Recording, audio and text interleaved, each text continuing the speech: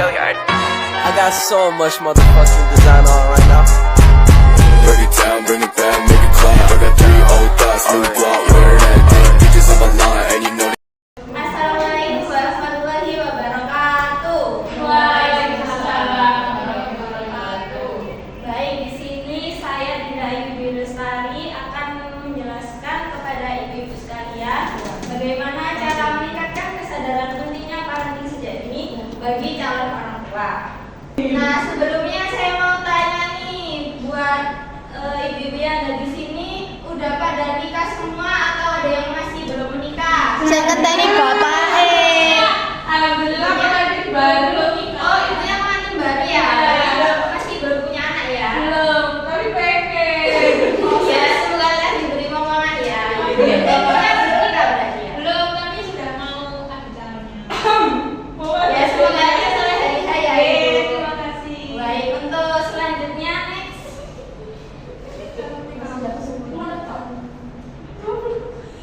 Nah, di sini beberapa pembahasan yang akan saya sampaikan. Yang pertama yaitu pengertian dari parenting, yang kedua macam-macam pola asuh, yang ketiga metode pendidikan parenting, yang keempat fungsi pendidikan parenting, lalu selanjutnya skill psikologis, dan yang terakhir adalah kesalahan dalam mendidik anak. Next.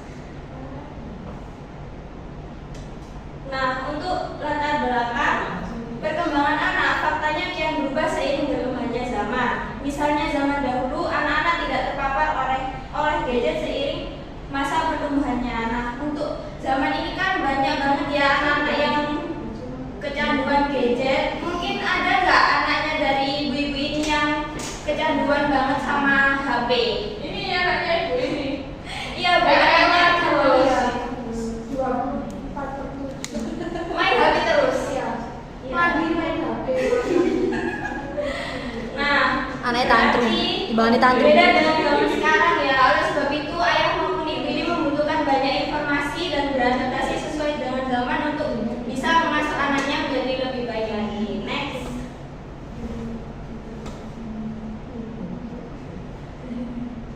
Nah, keluarga merupakan pendidikan yang pertama dan utama.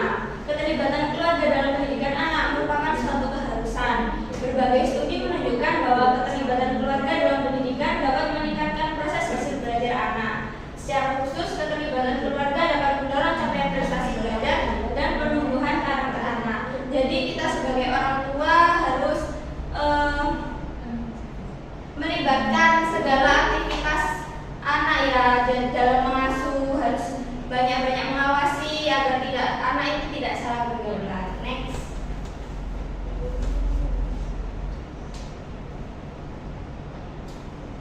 Nah, selanjutnya yaitu pengertian dari parenting.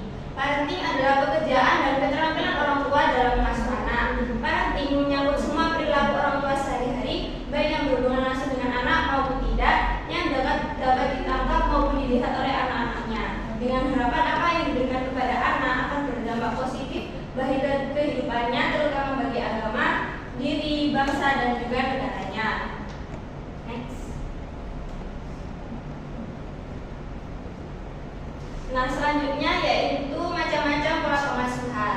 Di sini ada 4 macam pola pengasuhan. Yang pertama yaitu pola asuh demokratis.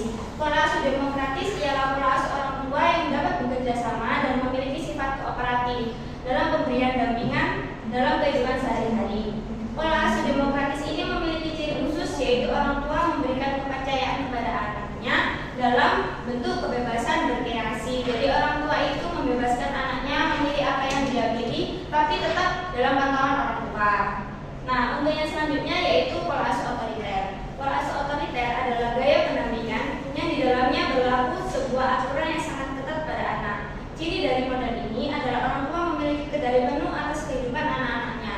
Jadi dalam pola asuh otoriter ini orang tua itu berkendali penuh dalam pengasuhan anaknya. Jadi anaknya itu dikekang, harus menuruti apa yang orang tua inginkan. Next. Lalu yang ketiga ada pola asuh permisif. Pola asuh permisif adalah pola asuh yang terkadang orang tua tidak terlalu mengkhawatirkan kehidupan anaknya. Pola seperti itu biasanya ditentukan pada keluarga dengan banyak aktivitas pribadi atau kerja. Jadi pola asuh permisif ini itu pola asuh yang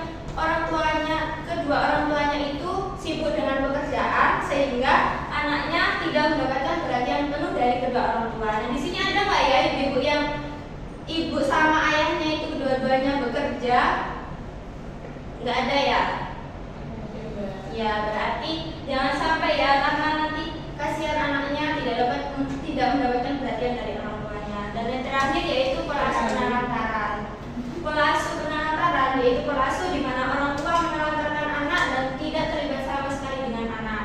Pola ini biasanya terjadi pada keluarga yang memiliki masalah internal dan eksternal sehingga anak sendiri tidak merasakan efek tersebut. Nah, pola asuh penelantaran dan pola asuh permisif ini hampir sama. Tapi bedanya pola asuh permisif ini mereka masih ada keterlibatan orang tua tapi minim. Nah, sedangkan pola asuh penelantaran itu orang tua benar-benar tidak ada keterlibatannya untuk mengasuh anak. Biasanya ini pada masalah broken home, orang tua yang cerai, jadi kan anaknya ini nggak mendapatkan perhatian khusus dari orang tua. Nah, dari 4 pola asuh ini menurut ibu-ibu yang pola asuh yang paling baik itu yang mana sih? Siapa namanya? Saya dengan Ibu Alifia. Nah, menurut Ibu Alifia nih, dari 4 macam pola pengasuhan di sini mana sih menurut Ibu Alifia yang pola asuhnya itu paling baik dan paling pantas diterapkan untuk anak ibu nantinya? Kalau saya sendiri lebih setuju ke pola pengasuhan yang demokratis ya, karena dari keduanya antara orang tua dan anak sendiri itu punya peran masing-masing itu untuk saling melengkapi dalam sebuah keluarga seperti itu. Jadi anaknya sendiri tidak tertekan dan orang tuanya sendiri tidak menekan anaknya. Baik, bagus sekali ya pertanyaan dari Ibu Alifia ini. Memang pola asuh demokratis ini pola asuh yang disarankan untuk orang tua karena antara orang tua dan anak itu saling bersinergi untuk membimbing anaknya ini menjadi lebih baik dan tidak ada kekanan. Jadi anak dengan pola asuh demokratis ini nantinya akan bisa hidup mandiri dengan sesuai dengan apa yang dia inginkan, tapi juga tetap dibantu dengan bantuan orang tua. Next.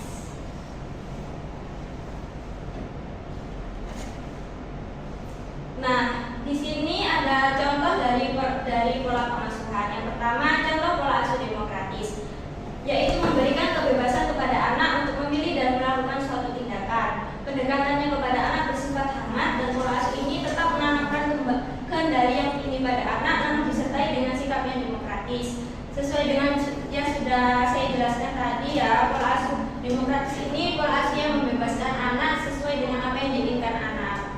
Nah, untuk contoh pola asuh otoriter, orang tua terlalu menerapkan banyak aturan kepada anak, bahkan peraturan tersebut cenderung memberikan banyak batasan kepada anak. Nah, hal ini mengakibatkan anak menjadi tertekan karena kehidupan terlalu diatur oleh orang tuanya. Nah, selain itu dampaknya yaitu anak menjadi tidak percaya diri dan merasa minder dan takut karena nanti jika ia memiliki keinginan atau memiliki keputusan pasti akan ditolak oleh orang tuanya karena orang tua kan memegang kendali penuh atas pengasuhan dari anaknya. Ya benar. Lalu next.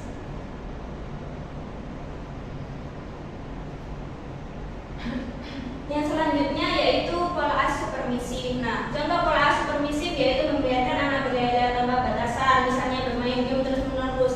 Nah, hal ini tidak baik ya Ibu, karena kita membiarkan anak kita melakukan semua hal yang ingin dia lakukan tanpa memberikan teguran atau batasan bagi anak tersebut. Nantinya anak akan menjadi semena-mena ya dan terserah maunya apa dia sehingga anaknya nanti tidak dapat terkendali. Lalu yang terakhir yaitu contoh pola asuh penelantaran. Nah, model ini sangat negatif ya Ibu, jadi sebisa mungkin kita tidak menerapkan hal ini kepada anak kita nanti agar anak kita tidak terlantar dan tidak kekurangan kasih sayang dari kedua orang tua. Next.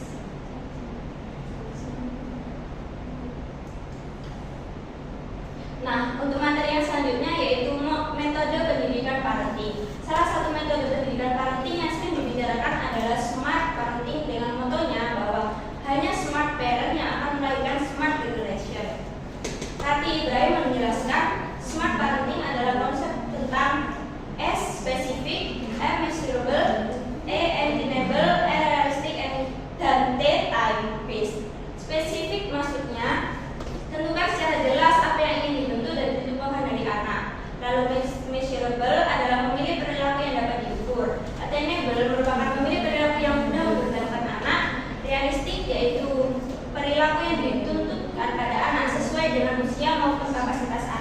dan time based merupakan kesepakatan waktu dengan anak.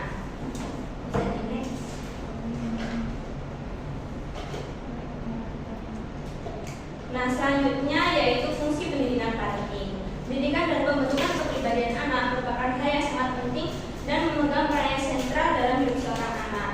Dalam hal ini, orang tua diakui sebagai pendidikan utama dan pertama yang memiliki peran yang sangat penting dalam membentuk kepribadian anak. Apalagi kita sebagai ibu, ya ibu kan merupakan pendidikan yang pertama bagi anaknya ya. Jadi sebisa mungkin kita mengerti apa yang harus kita lakukan dan apa yang akan kita berikan kepada anak kita nanti. Next.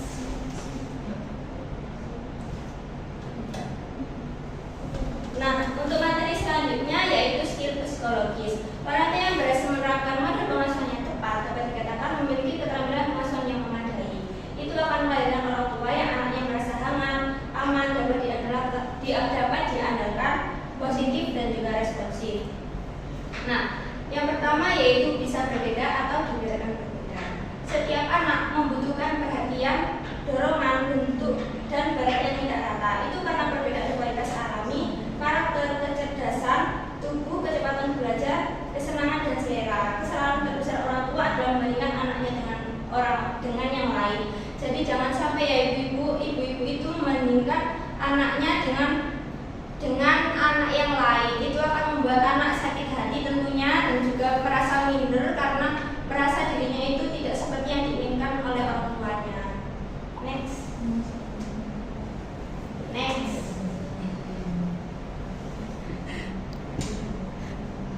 Nah, yang kedua yaitu diperbolehkan berekspresi negatif. Sama seperti orang tua yang memiliki perubahan emosional, anak juga mengalami emosi yang berbeda.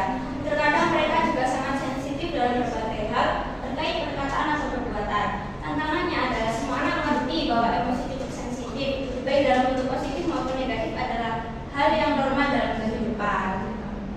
Bisa di next.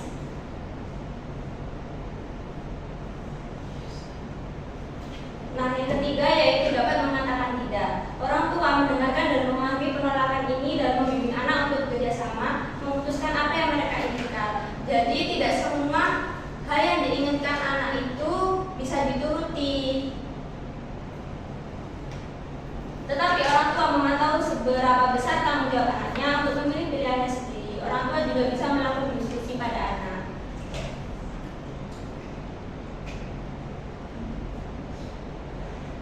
Nah, untuk materi yang terakhir adalah kesalahan-kesalahan dalam mendidik anak. Pertama, menumbuhkan rasa takut dan minder. Sebagai contoh nih, ketika anak kita menangis, lalu kita itu menakut-nakuti dengan jangan nangis, nanti ada suara hantu atau apa. Nah, itu akan membuat anak menjadi seorang yang penakut. Karena nanti setiap anaknya nangis akan terngiang-ngiang dengan suara hantu tersebut.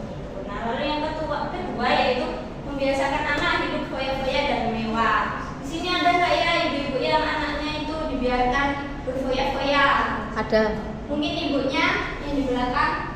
Assalamualaikum, perkenalkan nama saya Ibu Sri. Nah, untuk Ibu Sri nih, Ibu pernah nggak membiarkan anak itu untuk berfoya-foya dan menuruti segala keinginannya?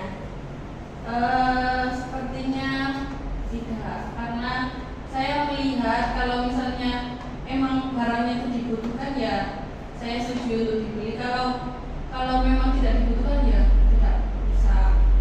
Tidak perlu gitu ya? Iya. Nah, benar, karena memang tidak semua hal yang tidak perlu itu harus dibeli ya dan harus mereka dapatkan, karena nanti akan menyebabkan mereka itu menjadi boros juga. Next. Yang ketiga, anak sombong itu dianggap sebagai pemberani. Seperti contoh nih, ada ibu-ibu yang bercerita kepada ibu-ibu yang lain, bercerita bahwa anak saya udah berani ngomong ke temannya kalau dia anak seorang pejabat, temannya itu pada takut. Nah, hal itu kan berarti suatu kebanggaan yang menyebabkan kesombongan, bukan berarti berani, tapi cenderung lebih ke sombong karena menyombongkan bahwa dirinya itu anaknya pejabat gitu. Nah, lalu yang keempat, terlalu keras dan kaku dalam menghadapi anak, bahkan melebihi batas kewajaran. Kekerasan ini juga jangan ya ibu-ibu, karena nanti kalau anak dikerasi nanti malah dia tidak mau mendengarkan apa yang orang tua katakan. Next.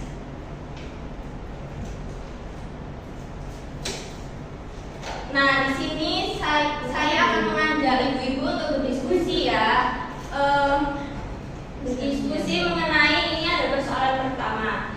Jadi persoalan pertama ini tidak bisa dipungkiri bahwa gadget menjadi pisau bermata dua. Di satu sisi ada nilai edukasinya, mengenalkan beragam kosakata, warna, bentuk dan yang lainnya.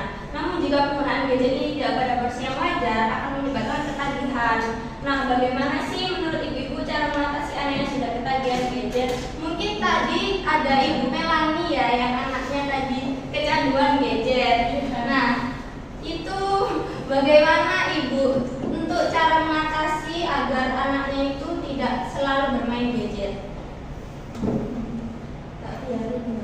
Oh, dibiarkan ya berarti. Berarti ibunya itu membiarkan anaknya untuk bermain gadget ya. TK misalnya. Iya, saya kan jauh dari. Oh, jauh dari anaknya. Berarti anaknya itu dipantau oleh bapaknya ya berarti. Enggak ada sistemnya. Oh, dengan suster. Ya baik, terima kasih ya Mbak Melani atas pendapatnya. Lalu untuk next. Nah, ada persoalan kedua nih. Tantrum adalah cara anak menunjukkan bahwa dia merasa sedang kesal, frustasi karena tidak mendapatkan sesuatu yang dia inginkan. Nah, bagaimana sih cara mengatasi saat anak itu mengalami tantrum? Mungkin ibunya di depan ini bisa membagikan pengalamannya. Dengan ibu siapa? Saya dari Ibu Marta. Ya, Ibu Marta. Nah, untuk Ibu Marta ini bagaimana sih cara mengatasi jika anak itu tantrum? Kalau dia nangis dulu, saya biarin ya Mbak ya, sampai capek dibiarin sampai tenang dulu, nanti baru diajak bicara. Nah, itu bagus ya kalau menurut apa yang Mbak Marta lakukan, karena kan Ibu Marta lakukan karena kan itu nanti kalau setiap dia misalnya nih dia tantrum pengen sesuatu tapi dengan cara yang nangis-nangis biar nanti diwujudkan apa yang mereka inginkan, itu kan nggak bagus, karena kalau itu dilakukan secara terus-menerus anak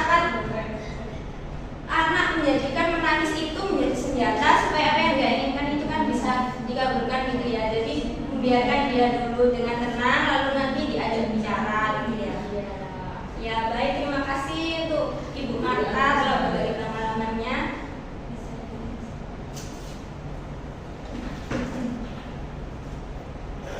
Nah, kesimpulan dari penyuluhan kali ini parenting adalah bagaimana cara mendidik orang tua terhadap anak baik secara langsung maupun tidak langsung.